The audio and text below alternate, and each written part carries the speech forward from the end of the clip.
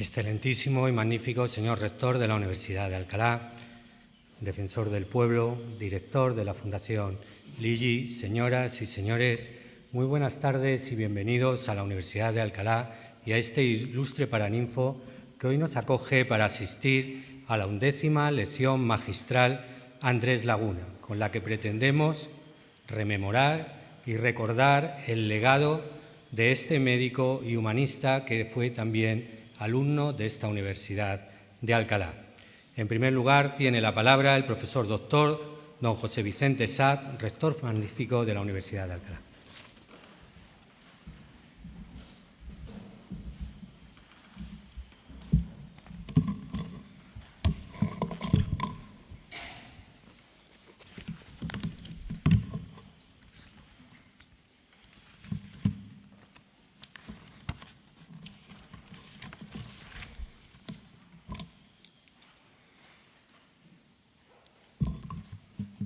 Defensor del pueblo, director de la Fundación Lili, vicerrector de Investigación, Transferencia de la Universidad de Alcalá, excelentísima señora doña Adela Cortina, miembros del equipo de gobierno, delegados del rector y directores de la Universidad de Alcalá, decanos, directores de escuela y defensor universitario, autoridades civiles y militares, miembros del Consejo Andrés Laguna y de la Fundación Lili, presidente de la Sociedad de Condueños, no le veo, pero ya te he localizado, señoras y señores, incluidos todos aquellos que nos siguen a través de nuestro canal oficial de YouTube. Coincidiendo con la festividad de San Lucas, la figura de Andrés Laguna nos introduce un año más en la aventura del conocimiento y del humanismo. Y en esa esperanza en la que se despide Andrés Laguna en su epitafio, donde reza: «Llegué a puerto, adiós esperanza y fortuna, nada tengo con vosotras. Jugad ahora con otro». Y en efecto, la esperanza fue su infatigable compañera en sus numerosos viajes y tuvo un papel protagonista en su discurso sobre Europa que invitaba a la búsqueda de la paz verdadera, la unidad espiritual y la responsabilidad frente a la desolación, la división y las amenazas de la guerra. Amenazas que hoy, desgraciadamente, nos resultan tan familiares. Andrés Laguna impregnó no solo su discurso sobre Europa, sino toda su amplia obra intelectual de una naturaleza ética y moral. Profundizó en lo verdaderamente importante y en la defensa de los valores humanistas y democráticos, como desde hace años lleva a cabo la profesora Adela Cortina, y que nos dictará hoy su lección magistral titulada Humanidades y Ciencias, una alianza ineludible. Laguna, como médico humanista, veía esa misma alianza como Adela Cortina. La comprensión contempla el reconocimiento del otro. La dignidad implica humanizar, porque todos necesitamos de los otros. El amante de la medicina, como él se describía a sí mismo, fue capaz de diagnosticar el mal de Europa y de proponer soluciones. Con su lenguaje simple y directo, que democratizaba el conocimiento y lo hacía comprensible para los lectores, aportaba soluciones frente a problemas que parecían inaccesibles, como los relacionados con el dolor, la enfermedad o la muerte. Con su alma renacentista, Andrés Laguna rivalizaba con los grandes clásicos en una búsqueda de nuevos horizontes intelectuales, de aires renovados, abarcando los asuntos más variados, políticos, literarios, históricos y filosóficos.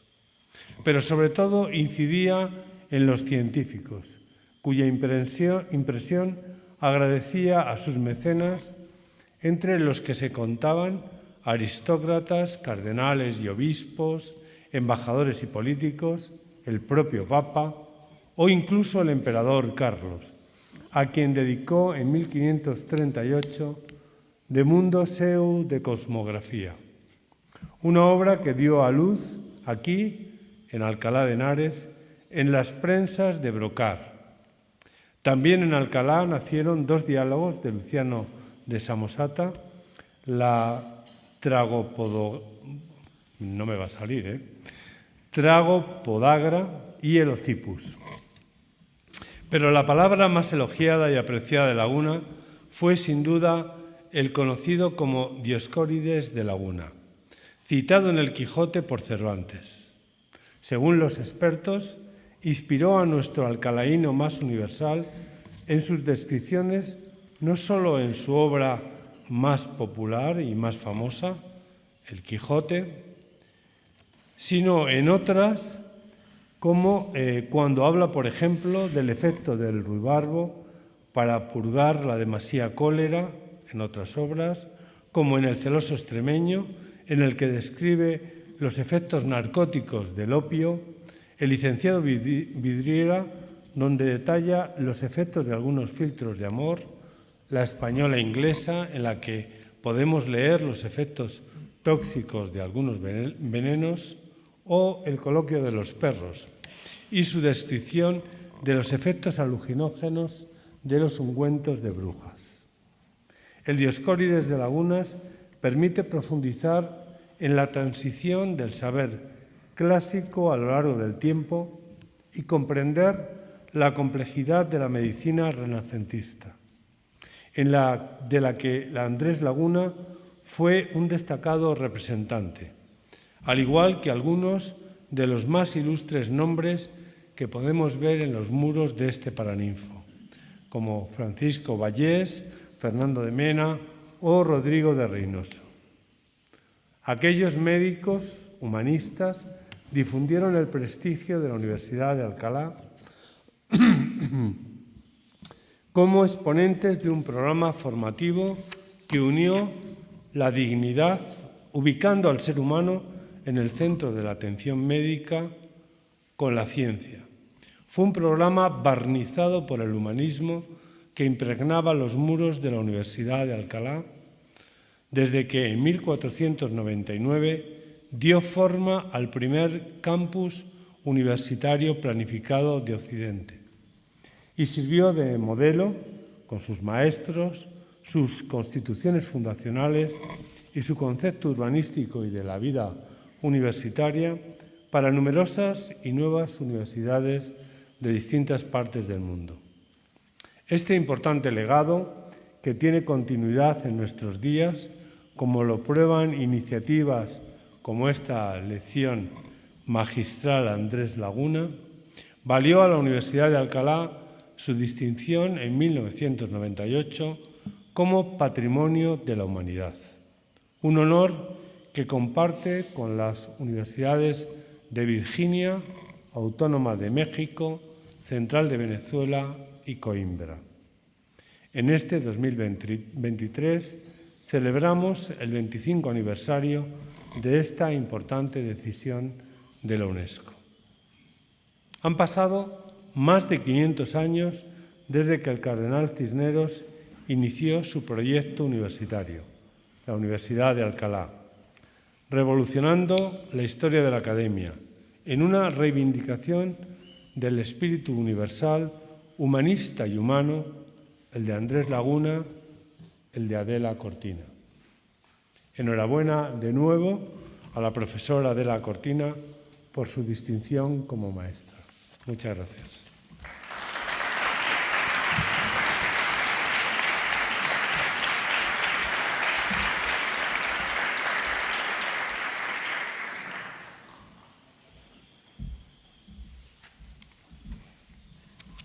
Muchas gracias, rector, por el magnífico viaje que nos has hecho a través de la figura y el legado de Andrés Laguna, y muchas gracias también a la Fundación Ligi por hacer posible que estemos ya en la 11ª edición de esta iniciativa que, como digo, como ha comentado el rector, para la Universidad de Alcalá es algo muy importante dentro de su actividad. Por eso, a continuación, tiene la palabra el doctor don José Antonio Sacristán del Castillo, director de la Fundación Ligi. José Antonio.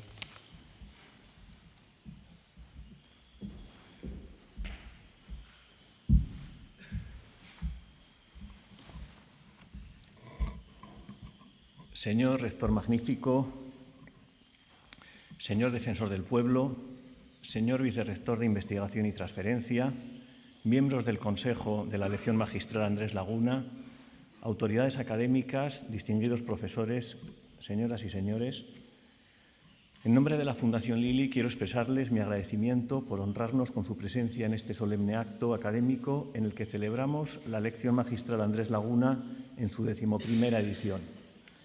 Deseo agradecer de forma muy especial a la Universidad de Alcalá y a su rector, don José Vicente Saz, su decidido y continuo apoyo a esta iniciativa que organizan y convocan conjuntamente la Universidad de Alcalá y la Fundación Lili desde el año 2012.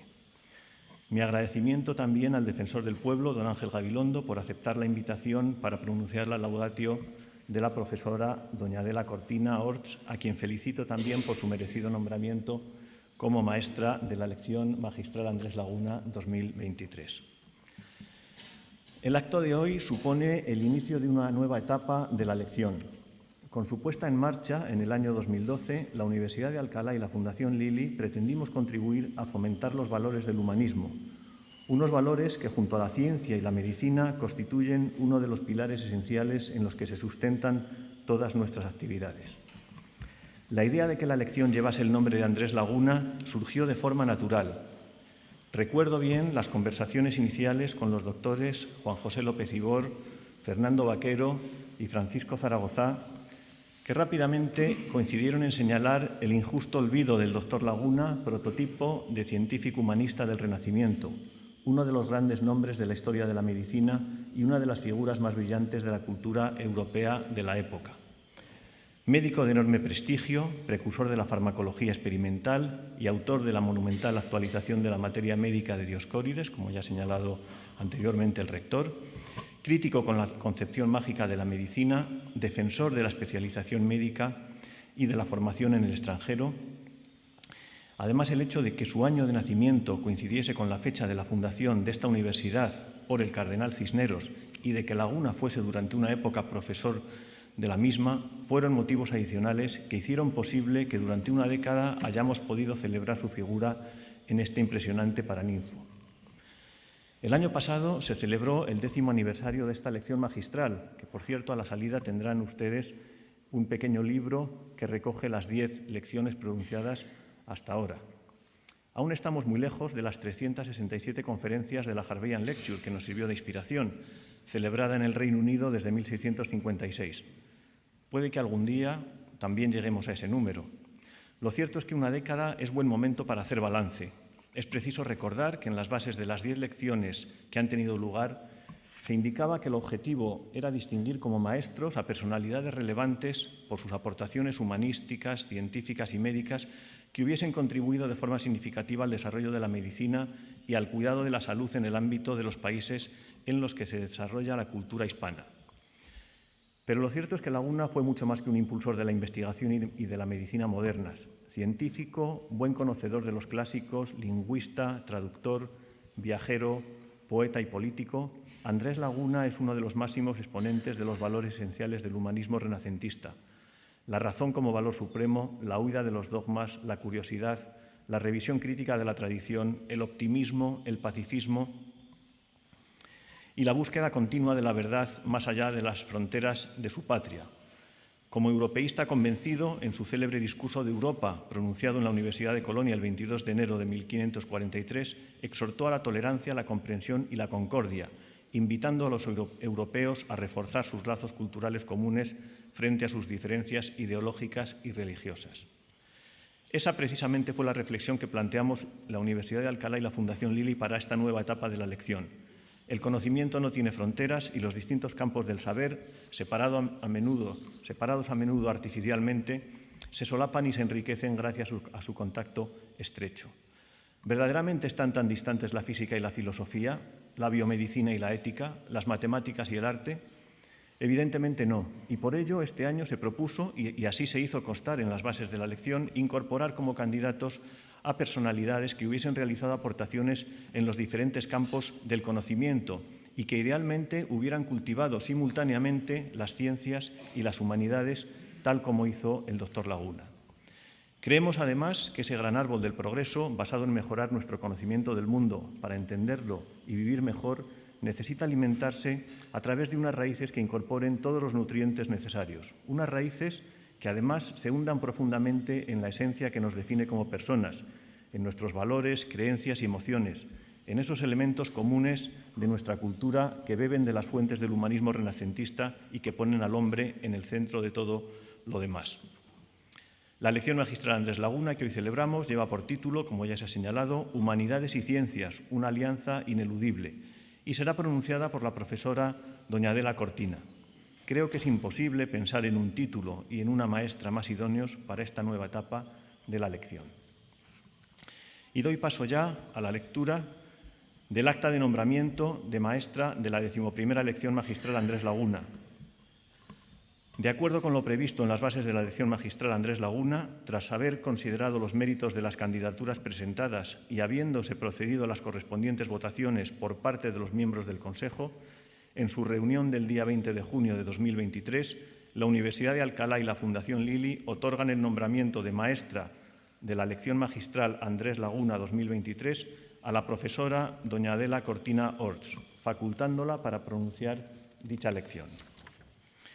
Y en virtud de la autoridad que les es conferida, firman el presente título en Alcalá de Henares a 18 de octubre de 2023, don José Vicente Saz, rector de la Universidad de Alcalá, y don Nabil Daoud, presidente de la Fundación Lili.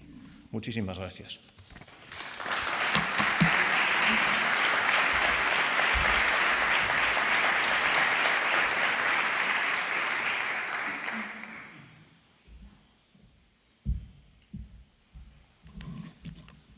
Muchas gracias, director de la Fundación Lili.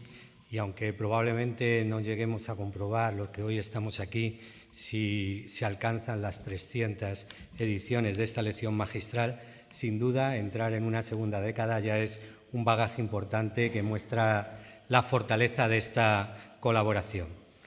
A continuación tiene la palabra el excelentísimo señor don Ángel Gabilondo, defensor del pueblo, para pronunciar la laudatio de la maestra de la 11ª lección magistral Andrés Laguna. Defensor.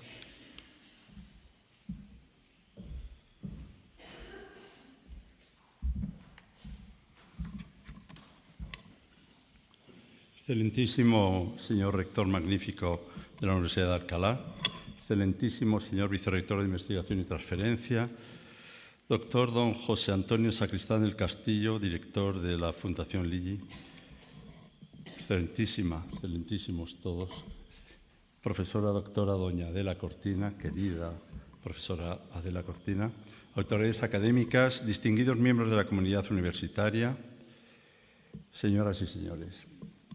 Les agradezco la oportunidad de poder decir públicamente hasta qué punto aprecio y reconozco la labor filosófica y el modo de proceder de la profesora.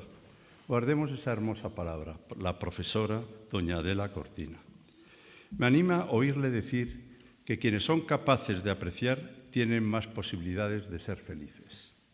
Es evidente que es un privilegio y un honor poder pronunciar antes de su lección unas palabras que no son solo de afecto, sino de valoración compartida por la sociedad y la academia, por tantos de sus lectores y quienes trabajan y luchan por ser personas de bien, comprometidas con la tarea de ser dignas y de vida justa.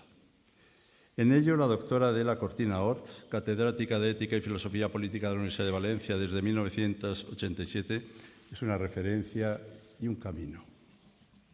Posteriormente, profesora emérita y desde 2008, miembro de número de la Real Academia de Ciencias Morales y Políticas, Como primera mujer que ingresa en esta academia desde su fundación en 1857, a lo largo de su carrera ha obtenido becas alemanas de AAD y de Alexander von Humboldt Stiftung, con la que profundizó estudios en las universidades de Múnich y Frankfurt. Y en esta última universidad trabajó con Karl Otto Appel y Jürgen Habermas, creadores de la ética del discurso que ella introdujo en el mundo español e iberoamericano.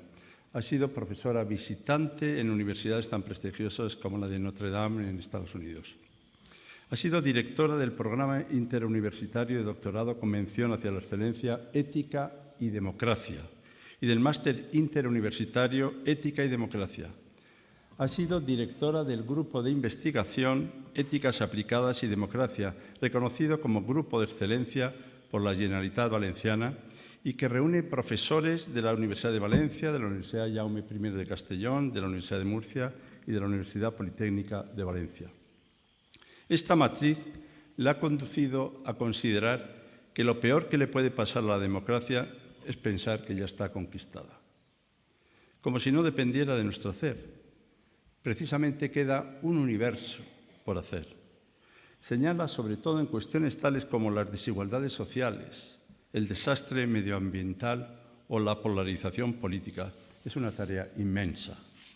Ha dirigido 12 proyectos de investigación como investigadora principal. Ha dirigido 49 tesis doctorales. Quien está en la universidad se puede hacer idea de lo que significan 49 tesis doctorales, de estudiantes españoles y extranjeros que actualmente forman una red de conocimiento en ética aplicada y democracia y que en noviembre de 2017 celebraron su primer Congreso Ética y Democracia en la Universidad de Valencia, con la participación de egresados de doctorado de diferentes partes del mundo. Este grupo está vinculado con redes académicas en Latinoamérica, Europa y Estados Unidos, y la red ha posibilitado crear centros de investigación sobre éticas aplicadas, como por ejemplo en la Universidad de Chile, en Santiago, en la Universidad Católica de Chile, también en Santiago, la Universidad de la República de Uruguay, la Universidad Iberoamericana Nuevo León, México, la Universidad EAFIT de Medellín o en el Instituto Tecnológico de México. Yo destacaría de ella su frónesis, destacaría de ella su inteligencia práctica, su sabiduría práctica, para cambiar nuestras vidas a mejor. La virtud del pensamiento moral, eso es la frónesis, la prudencia. En nuestros tiempos, una mujer prudente frente a la desmesura.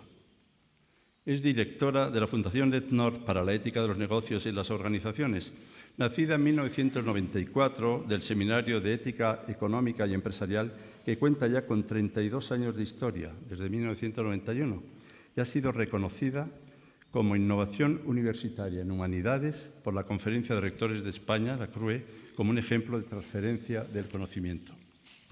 Se ha implicado también en otras instituciones de la sociedad civil y política, siendo miembro del comité designado por el Consejo General de Poder Judicial para elaborar el Código de Ética de la Función Judicial, de la Comisión Nacional de Reproducción Humana Asistida, del Comité para la Investigación Científica y Técnica del Ministerio de Ciencia y Tecnologías, del Consejo de la Asociación Internacional de Ética del Desarrollo y de la Asociación de Desarrollo Humano y Capacidades, del Foro sobre Ética Empresarial y Cultura Económica de la Sociedad Alemana de Filosofía y de la Red Internacional de la Ética del Discurso. En reiteradas ocasiones ha formado parte del jurado de los Premios Príncipe y Princesa de Asturias de Comunicación y Humanidades y de Ciencias Sociales. Ha recibido diversas distinciones académicas, entre ellas un buen número de doctorados honoris causa y medallas de distintas universidades. Lo subrayo. Es doctora honoris causa por la Universidad de Alcalá.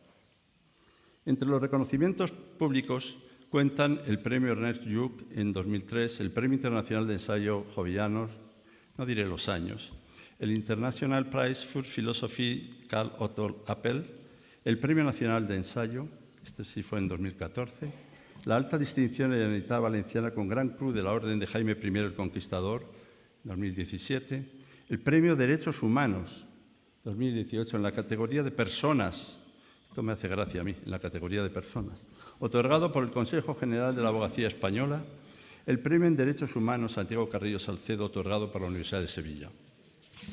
Ha participado en más de 250 congresos, jornadas y cursos, tanto en España como en América Latina y Europa. Ha publicado más de una veintena de libros, algunos de los cuales han sido traducidos a distintos idiomas, y más de 250 artículos, tanto en volúmenes colectivos como en revistas especializadas. Es también miembro del Comité Científico de diversas revistas nacionales e internacionales. Voy a citar algunos títulos porque quizá esto expresa un poco cuál es su verdadero sentir, ¿no? Y su verdadero hacer. Cabe recordar Ética mínima, Ética sin moral, Ética aplicada y democracia radical, Ciudadanos del mundo, Alianza y contrato, por una ética del consumo, Ética de la razón cordial, Las fronteras de la persona, Pobreza y libertad, Neuroética y neuropolítica. ¿Para qué sirve realmente la ética? También es el título de una obra. Aporofobia, el rechazo del pobre, el rechazo al pobre. Y Ética cosmopolita, una apuesta por la cordura en tiempos de pandemia. Bueno, yo diría en todos los tiempos. Desde la publicación de Razón Comunicativa, Responsabilidad Solidaria en 1985, pero sobre todo desde Ética mínima, ha intentado siempre delinear los trazos de una ética cívica, pertrechada de una potente fundamentación filosófica, concretamente la de una versión cordial de la ética del discurso que ha ido elaborando a lo largo de toda su trayectoria. La profesora de la Cortina tiene el coraje de ser cordial, el coraje y la cordura de hacerlo sin desmesura y de propiciar acuerdos.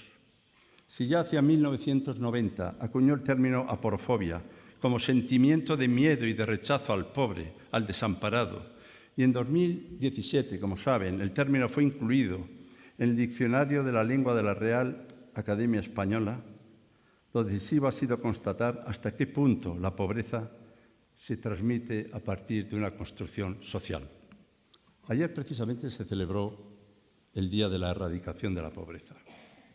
Esta ética cívica, que articula éticas de máximos de vida buena desde una ética mínima compartida por ellos, permite a los miembros de las sociedades pluralistas construir su vida juntos, desde el capital ético compartido. Convencida de que la filosofía nace de la vida para la vida, ha buscado aplicar la ética filosófica en distintos ámbitos como la política, con inteligencia práctica, con prudencia. La democracia, la justicia global, el desarrollo humano, la economía y la empresa, la bioética, los medios de comunicación, la educación o la inteligencia artificial. También se ha enfrentado a temas como el trato ético con los animales, las fronteras de la persona y las bases cerebrales de la conducta moral. Es la racionalidad más conectada con la vida. Como ha sido dicho, la profesora Cortina va a ofrecernos hoy su lección sobre humanidades y ciencias, una alianza ineludible. Se afronta con ello la necesidad de saber y del conocimiento no rendido ante la rentabilidad más inmediata, como si el verdadero paraíso de nuestra vida fuera el beneficio.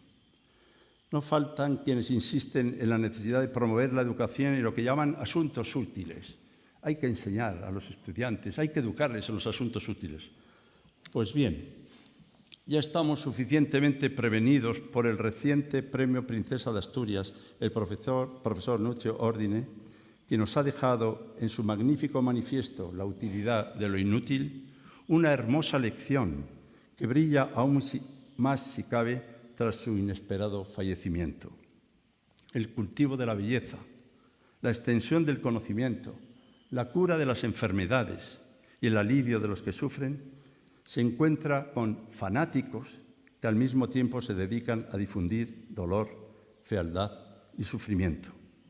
Este próximo viernes hubiera recibido personalmente el profesor Ordine su premio.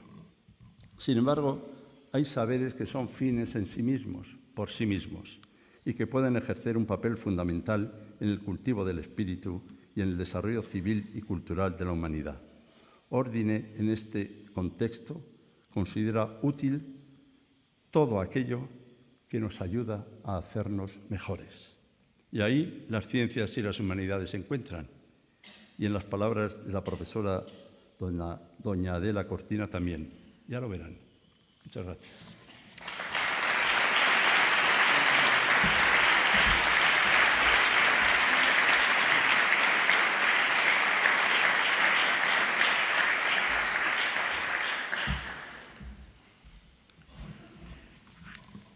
Muchas gracias, defensor, por acercarnos de una manera tan detallada y exhaustiva a la figura de la profesora Cortina. A continuación, se va a proceder a la entrega de la medalla honorífica y del diploma que acreditan a doña Adela Cortina como maestra de la lección magistral Andrés Laguna. Solicito al rector, al director de la Fundación Ligi y a la homenajeada que se acerquen al estrado para la entrega.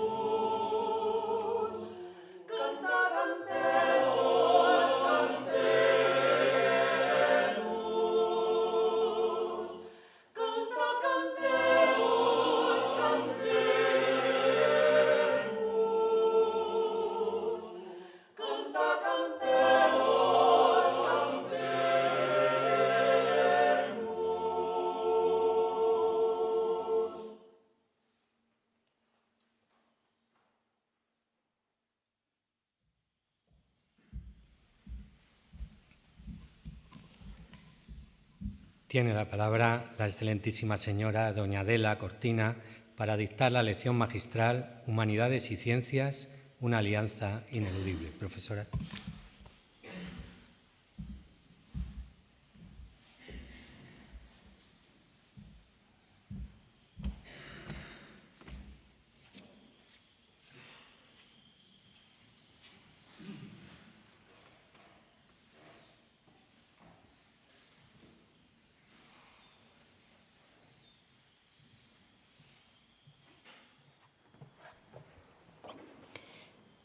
magnífico rector de la Universidad de Alcalá, don José Vicente Saz, excelentísimo defensor del pueblo de España, don Ángel Gabilondo, ilustrísimo señor director de la Fundación Lili, doctor José Antonio Sacristán, señor vicerrector, no sé si es ilustrísimo o qué es un vicerrector, pero sea lo que sea, le saludo cordialmente.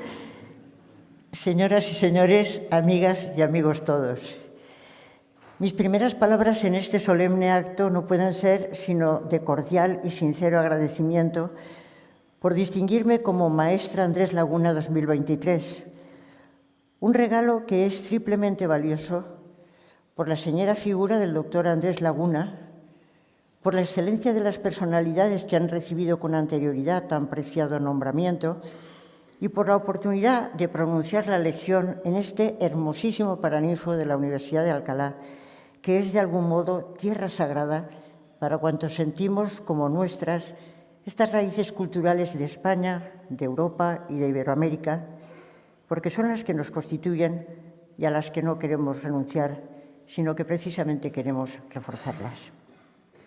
Gracias, pues, a la Fundación Lili, gracias, pues, a la Universidad de Alcalá, a quienes decidieron invitarme generosamente a pronunciar esta lección y, cómo no, a mi amigo y colega Ángel Gabilondo, defensor del pueblo de España, por esa cálida laudacio, desmesurada por supuesto, pero expresiva de un afecto mutuo que viene de lejos y espero que dure mucho tiempo.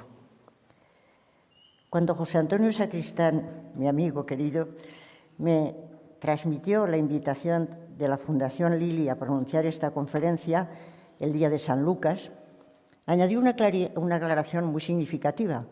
Como se ha dicho, hasta ahora se pensaba en científicos como maestros Andrés Laguna, pero la Fundación había creído oportuno ampliar el ámbito e incluir también a los humanistas, a los que ofician habitualmente de humanistas, y con ello la verdad es que me brindó el título que he dado a esta charla, que es justamente Humanidades y Ciencias, una alianza ineludible, en la que creo desde hace muchísimo tiempo y por eso trabajo siempre que puedo con las gentes de ciencias y con la gente de la Politécnica, porque aprendo muchísimo con ellos y nos fecundamos mutuamente.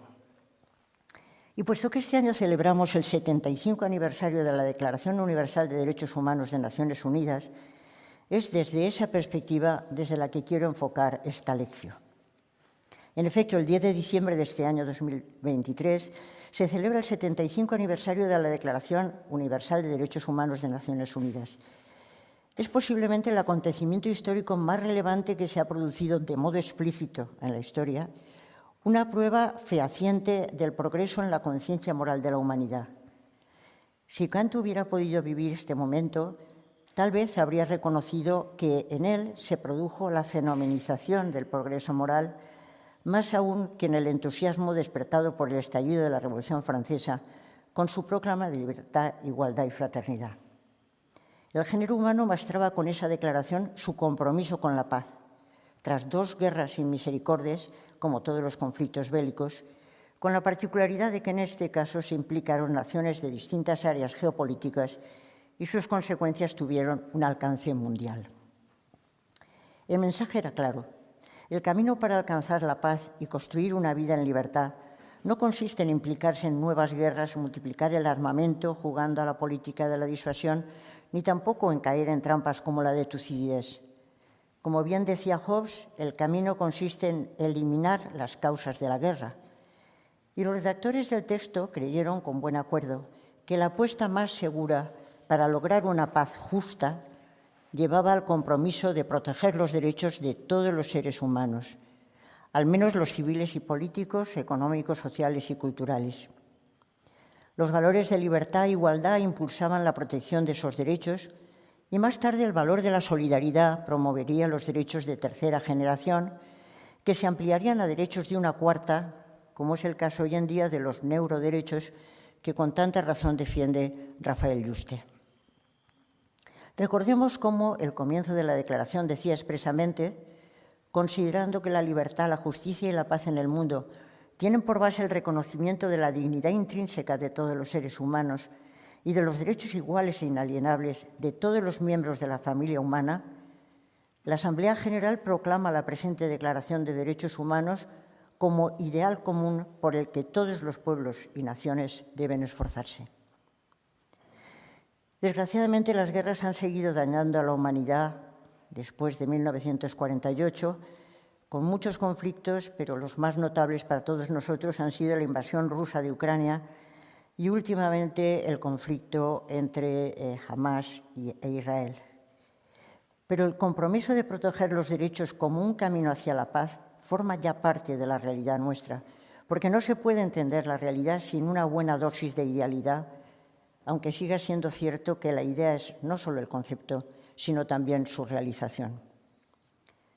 Sin embargo, llegar a la Declaración de 1948 ha supuesto una larga historia de sufrimiento y una profunda y creativa reflexión por parte de pensadores humanistas empeñados en bosquejar los senderos de la paz.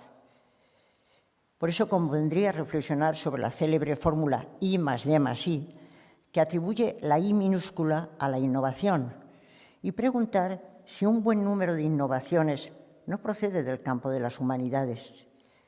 Como bien dice Rensburg en su libro monumental A New History of the Humanities, las humanidades también han contribuido al progreso económico y han resuelto problemas concretos, además de abrir nuevos horizontes para comprender el mundo. Lo que sucede es que se han escrito muchas historias de la ciencia destacando sus logros para el bienestar de la humanidad, pero no se han escrito historias de las humanidades en su conjunto. Si conociéramos esa historia, nos percataríamos de que sus visiones han cambiado el curso del mundo, lo cual, a mi juicio, es sin duda un síntoma, y aquí tengo que corregir algo de lo que se dice ahora, no es un síntoma de utilidad, sino, a mi juicio, de fecundidad. La fecundidad le ocurre como el rocío que empapa la tierra, que es el que hace brotar las plantas, aunque uno no puede hablar de utilidad, sino de fecundidad. Quienes reflexionaron sobre los derechos humanos desde el justnaturalismo y defendieron el derecho de los indígenas a la vida, a la propiedad y a no ser obligados a la conversión, ¿no anticiparon la Declaración Universal de Derechos Humanos? ¿Y no resuenan en ella las palabras que el dominico Antonio Montesinos dirigía a los conquistadores españoles en el célebre sermón del Domingo de Adviento de 1511? ¿Estos no son hombres? ¿No tienen ánimos racionales? ¿No sois obligados a amarlos como a vosotros mismos?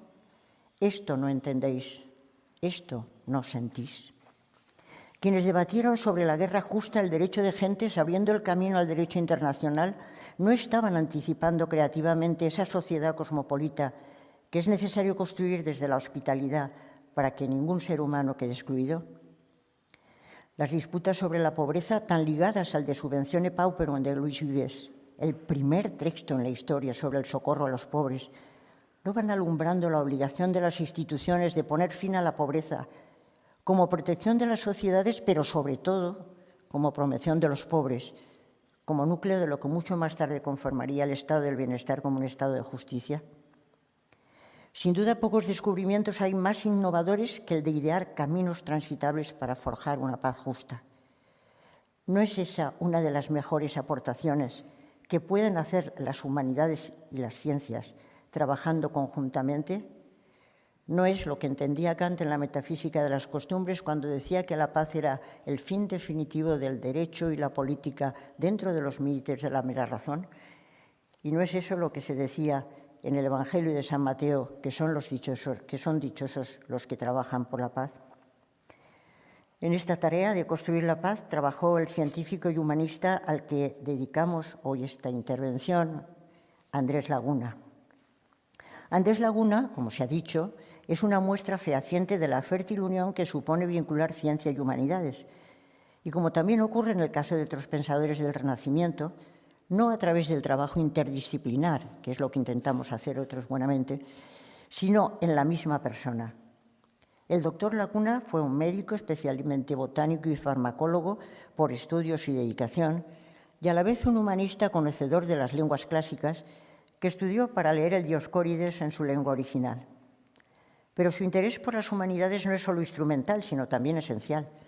Le preocupan los problemas morales y políticos del mundo en el que vive, el de la Europa del siglo XVI. Le importan las humanidades por sí mismas, por su valor para comprender mejor su contexto y ayudar a crear un mundo más encaminado a la paz. Laguna es un típico homo universalis del Renacimiento que todavía conserva la preocupación por cuanto es humano, por la literatura, la historia, la filosofía, la moral y la política. Sus trabajos en el ámbito práctico son numerosos, pero el más significativo que tomamos como conductor es el célebre discurso sobre Europa, sobre esa Europa que miseramente a sí misma se atormenta y lamenta su propia desgracia, publicado en 1543. En la línea renacentista más pura, Laguna toma el título de su obra de Terencio, el libro Et autimoremenos, el verdugo de sí mismo, representado por vez primera en el 163 a.C., al parecer en la estela de una obra homónima de Menandro. En la obra de Laguna, Europa se dirige a Hermann von Wied, arzobispo de Colonia y príncipe electo del Sacro Imperio, pidiéndole que ayude a salvarla en el duro trance en que se encuentra. En principio, Europa se identifica con una entidad geográfica que tiene un vínculo espiritual común, el cristianismo. Pero la República Cristiana está en ruinas, sobre todo por los desgarros producidos por los nacionalismos y por las guerras civiles entre los príncipes cristianos. El paganismo externo y las herejías internas han conducido a una Europa que no puede sino lamentarse de su desgracia y pedir ayuda. Más actualidad es imposible. En los conflictos de Carlos V con Francia, con los príncipes alemanes, con Venecia y con el papado, Laguna apuesta por el emperador por considerarlo como el mejor baluarte contra los que amenazan la unidad de Europa, contra los turcos y los herejes. La equidistancia es imposible. Carlos es el único que puede evitar la barbarie, salvando la civilización. ¿Pero qué se entiende por civilización? En este punto, Laguna transita desde el concepto medieval de cristiandad al de una Europa entendida como comunidad cultural, no ya como una comunidad de fe. Europa contiene distintas naciones y ahora no es ya solo una unidad geográfica, no está tampoco unida por una fe compartida, sino que es también una comunidad cultural. El título de Novalis, La cristiandad o Europa, es sumamente acertado, como bien ha recordado Benigno Pondás. Y en este punto es en el que Laguna diseña una idea de Europa y de lo que puede entenderse por civilización que resulta muy fecunda para nuestro momento. Laguna, al igual que Erasmo, Luis Vives o los erasmistas, entiende que la paz es necesaria, pero la que propone Carlos no puede ser aceptada por las demás naciones en esta época de auge de los nacionalismos y la razón de Estado. La visión de Carlos aparece anclada en el medioevo, y de ahí que la propuesta de Laguna consista en intentar buscar la paz no unilateralmente, sino insistiendo en lo común a las distintas naciones que componen lo que había sido la República Cristiana. Por contraste, frente a los bárbaros, se trata de buscar una unidad de civilización, un llamamiento a la paz para que todos tomen conciencia de la carga moral, cultural y espiritual que significa ser europeo. Solo se llega a la paz si todos reconocen sus diferencias y se fijan en las raíces comunes. Los valores que unen a esa civilización serán la tolerancia, la laicización del pensamiento, la fe en el progreso científico, material y moral, la adhesión a unas normas que parecen superiores a las que existen en el resto del mundo. Son unos valores heredados de la tradición clásica y cristiana que se presumen universales y muy superiores a los opuestos. Constituyen el legado de la Biblia, de la antigüedad griega y latina, y son compartidos por humanistas como Moro, Vives y Erasmo. Y, por supuesto, la búsqueda de la paz como un componente de la civilización que solo será posible en una sociedad cosmopolita.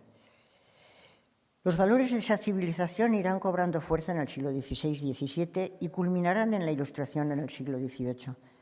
Fueron una auténtica fuente de innovación creadora, aunque sin partir de cero, porque el adanismo no existe, sino que estaban enraizados en una fértil tradición. Pero en este punto conviene hacer un alto en el camino y recordar que es preciso reforzar estos valores propios de lo que hoy es una ética cívica europea e iberoamericana, pero también cosmopolita. Una ética que comparte unos mínimos de justicia ligados a los derechos humanos mencionados al comienzo de esta lección y desde esos mínimos alienta el respeto hacia las distintas éticas de máximos, de propuestas de vida buena, sean seculares o religiosas, que no atenten contra los mínimos, sino que los potencian desde sus propuestas de felicidad.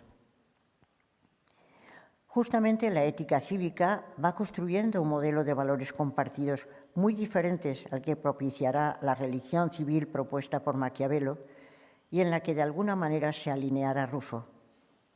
En el tiempo de Andrés Laguna, con la eclosión de los nacionalismos en Europa, que lleva enfrentamientos continuos, como nuestro autor denuncia, se aventuran al menos dos modelos para crear lo que llamaríamos cohesión social: el de la religión civil y el de la ética cívica. El modelo de la religión civil, fuente de patriotismo nacionalista, considera que todo vale para cohesionar a la ciudadanía, incluso el recurso a los milagros, como decía Maquiavelo, al mito de Rómulo y Remo en la fundación de Roma.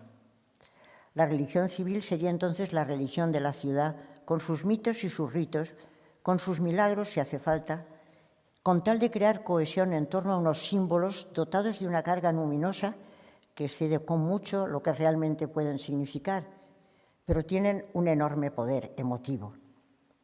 Como bien diría Rousseau, no es esta la religión del hombre, la que vincula al hombre con Dios, sino la religión del ciudadano que une a los ciudadanos entre sí y a la nación. Obviamente, esta religión no puede ser sino particularista.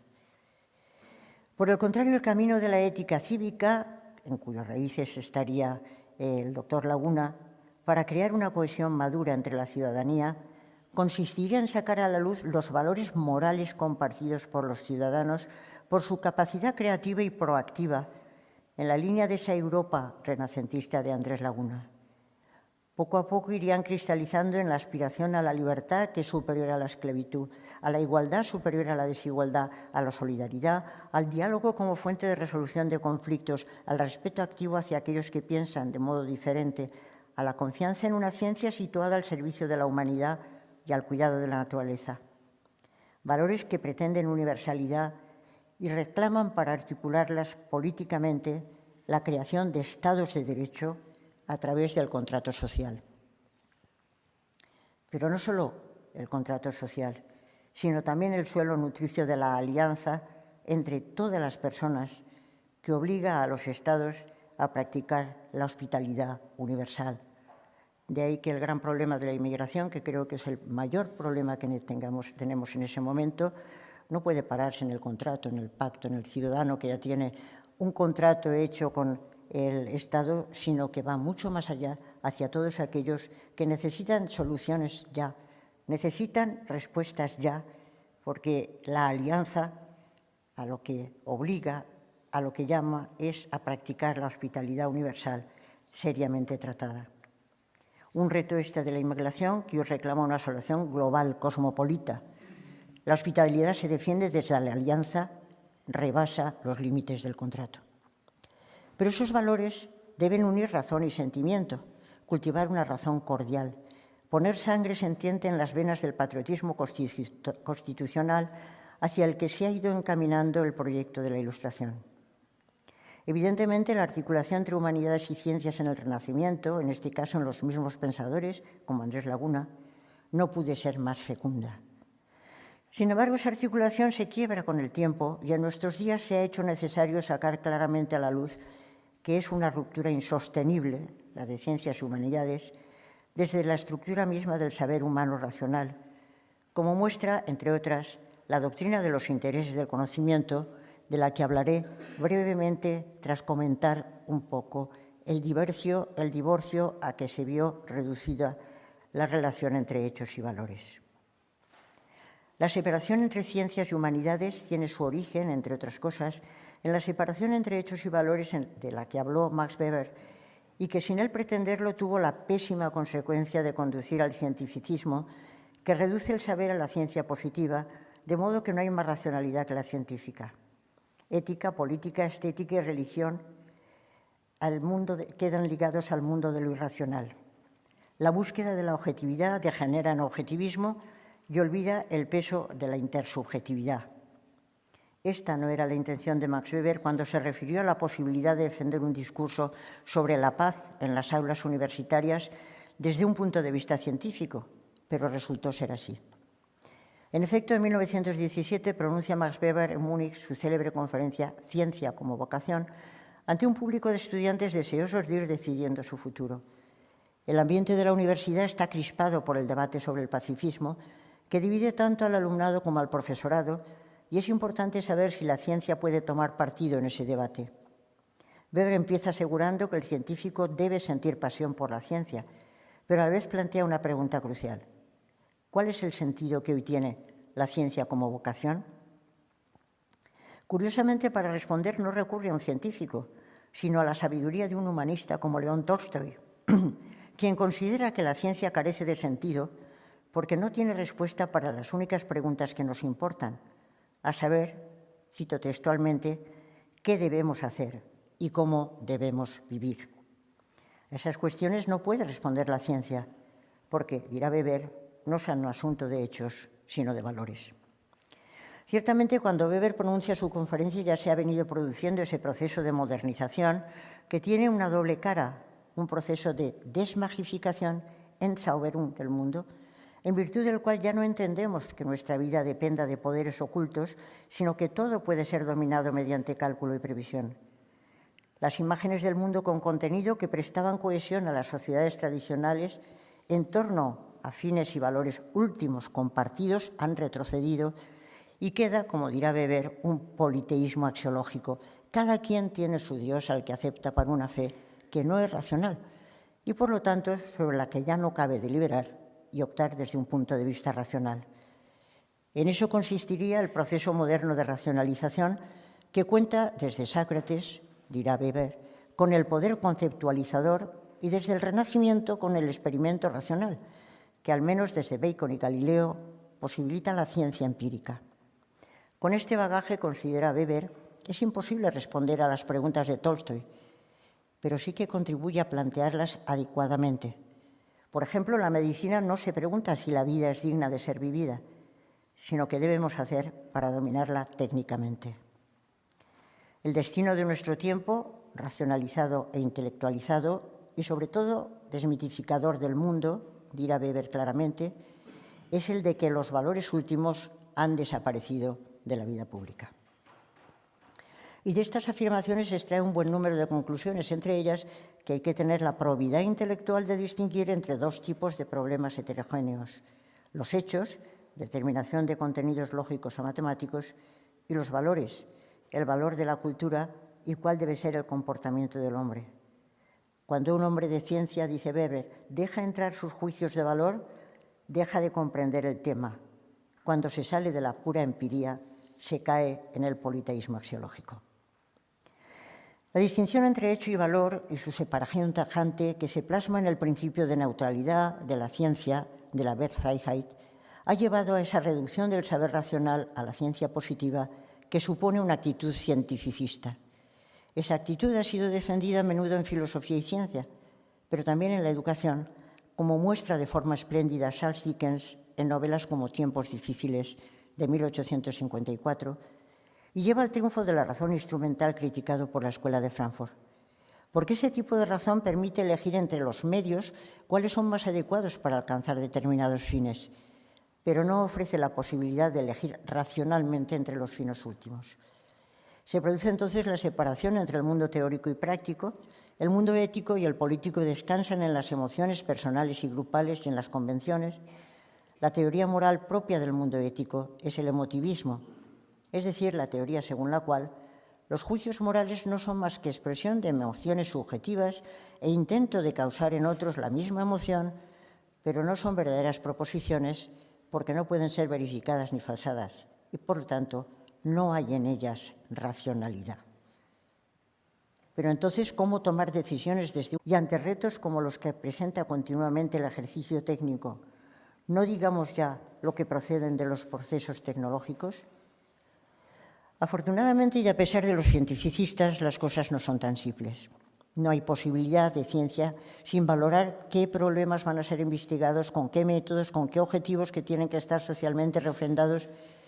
pero sobre todo no hay ningún saber que no venga impulsado por un interés.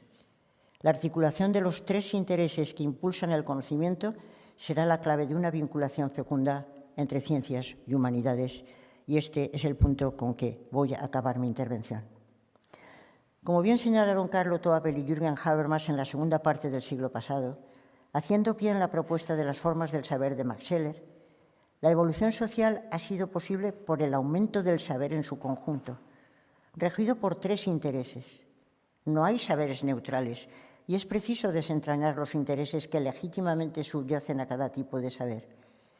Tres intereses han venido acompañando al saber humano desde los orígenes, haciendo posible la supervivencia de la especie: el interés técnico, el práctico y el emancipatorio.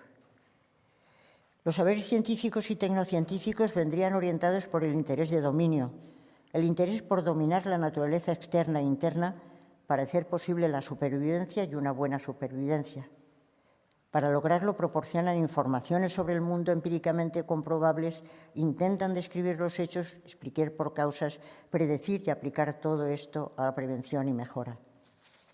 Pero la cuestión es entonces desde dónde tomar las decisiones.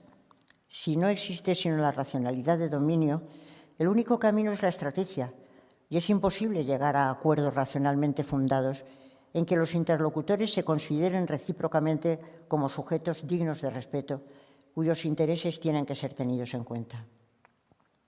La respuesta viene dada por los saberes que se ponen en marcha por otro de los intereses de la razón, por el interés práctico que busca comprender y orienta a los saberes humanistas. No proporciona informaciones verificables, sino interpretaciones desde las que orientar la acción bajo tradiciones comunes. Precisamente porque los saberes humanistas tratan de comprender el sentido de las acciones, consideran a los objetos de su estudio como sujetos a los que es preciso comprender y con los que es necesario comunicarse. La filosofía, la historia, la literatura, la comunicación, el arte descubren la existencia de una racionalidad que no es instrumental, que no es estratégica, sino comunicativa, que no pretende dominar objetos, sino comprender a los sujetos, interpretarlos y comunicarse con ellos para llegar a un entendimiento y un acuerdo. Esta es la disputa que se libró en la filosofía alemana en torno al par erklären verstehen, explicar, comprender, que bien puede resolverse indicando que las humanidades posibilitan la comprensión y la interpretación porque no descansan en el esquema sujeto-objeto propio del interés por dominar, sino en la relación sujeto-sujeto. Sacan a la luz esa intersubjetividad que está en la raíz última de todo saber y que nunca debería de ser dañada. Por último, el interés emancipatorio ha presidido desde el comienzo el afán de la humanidad por alcanzar una sociedad liberada de la opresión.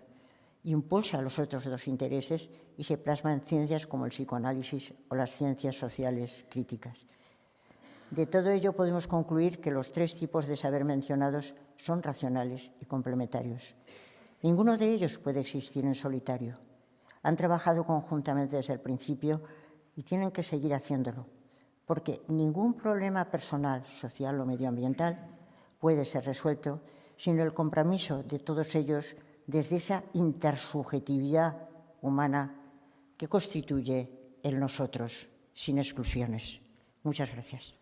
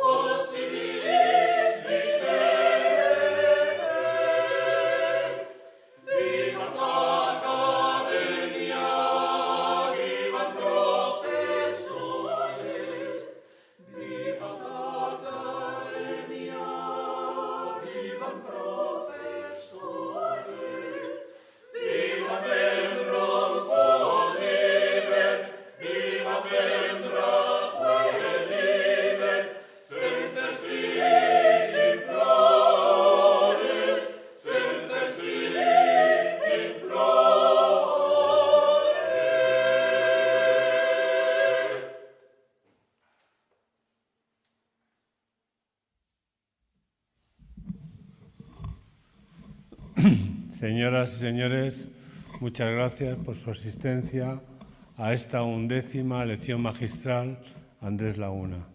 Y a nuestra maestra Adela Cortina, enhorabuena. Se levanta la sesión.